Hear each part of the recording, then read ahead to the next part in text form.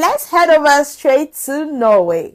Hello beautiful people, welcome back to another reaction video by your African queen. Yes, on the space I react to top-notch musical videos, trending videos, random videos I'm very sure you are going to love. You might want to stick around this channel by hitting on that subscribe button for you to be part of this family. And if you love what I do on the space, you might want to support me by hitting on that love dollar sign, or you might as well buy me a coffee. Today, I'm going to be reacting on something very unique, which is why people love the healthcare system in Norway. And you know, when it comes to healthcare is very, very much important. Whoops! Let's watch this video while I react to it, okay?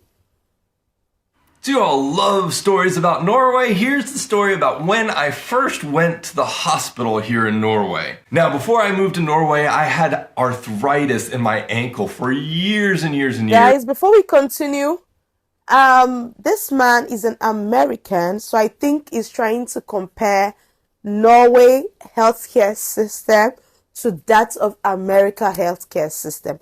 And also, I might be chipping in one or two about my healthcare system back in my country where I am from. Let's continue watching.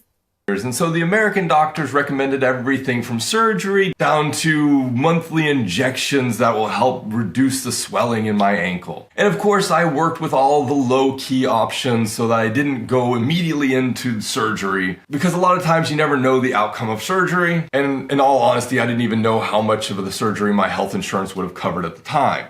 And so when I moved to Norway, the arthritis continued to bother me. Every day I was in pain, so I would wake up in the morning, and sometimes it was just a mild, irritating pain, and then some days it was the kind of pain that you didn't even want to get out of bed. But I lived with it years and years and years, and a lot of times I felt irritable because of it. A lot of times it caused me to feel angry and upset at myself for not being able to do the things that I wanted to do, and for limiting my ability to have fun and even to just do the basic things like stand and lecture for a couple of hours. So after a few meetings with my general practitioner, she finally recommended that I get— Hold on guys. He has been suffering with this for a long time back in America, but he was looking for the low-key options just because he does not want to spend money. Tell me, like, when you know you're going to be paying a fortune just for you to get a surgery done, why would you even want to even go get it? Like, especially for people who cannot really afford it. Like, they'll be scared. Like, okay, let me keep on taking medications to see if it's going to, like, subside. Maybe that is what he's actually trying to do. Then he moved over to Norway. Let's see what Norway has to offer him when it comes to the healthcare system.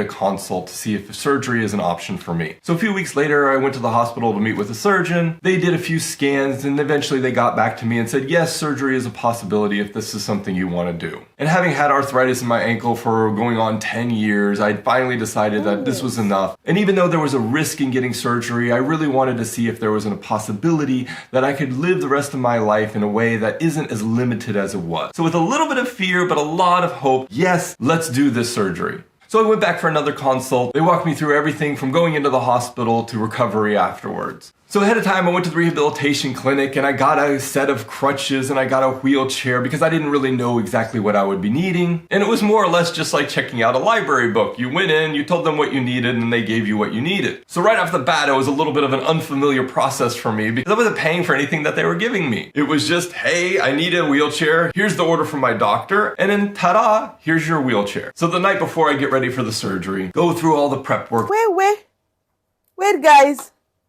He said he went to get his wheelchair and crutches, and the next thing is going out just like that. How? He's not paying a penny. He's not paying anything. Let me know, is it like this also in your country? Huh? I think I need to move to Norway then. So he said it's just like you checking out from the library, like,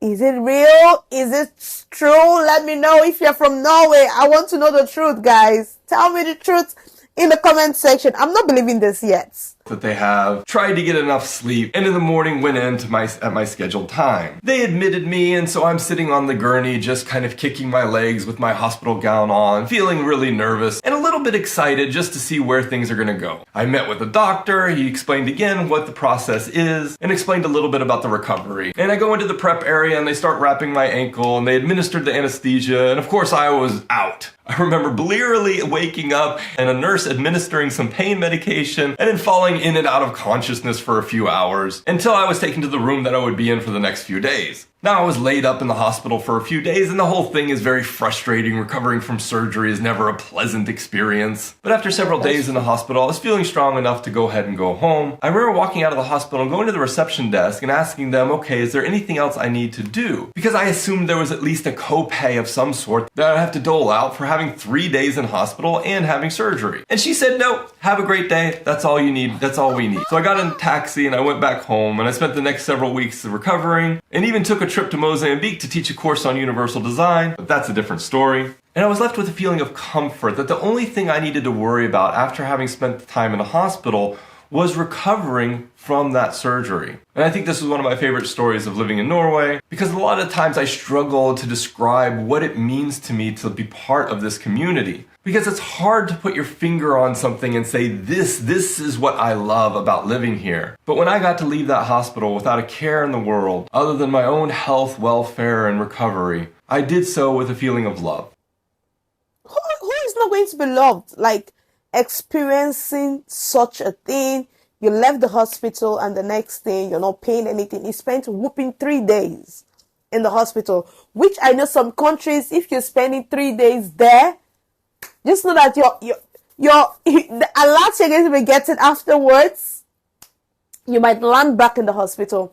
And this is one thing, like, this is what encouraged the citizens to pay their taxes, because they know that, yes, my tax is going into something good. They know that, yes, my tax, like, I'm seeing the benefits of paying taxes. Like I heard in America, if you're in a hospital, just know that you're going to be paying. You're going to pay. And lots of people, they don't even like to go to hospital in America. Is it true? Let me know. Let me take it back to my country. If you're leaving the hospital, even before they even treat you at all, they're demanding, where is the money? Where's the money for your surgery? At least you're going to pay a down payment before they can conduct that surgery for you, which I feel lots of countries, they need to start doing better, because health comes first. It's when that person is alive, the person can think about, yes, I need to pay you money. But when the person is not strong enough, the person is dying, the person is in pain, and you're telling the person needs to pay first before you conduct any surgery or before the person receives any treatment at all, it's not a good one. And I feel a lot of countries, they need to learn from Norway. And if there are other Norway videos at all that you would love me to check out, kindly let me know in the comment section. I will be willing to do that for you all. Like this video, share with whoever cares to listen. If you're new to this space, do not leave without subscribing. Subscribe, come and be part of this family. And to all my returning subscribers, thank you all for always coming back to cheer me up. See you all in the next one. Bye.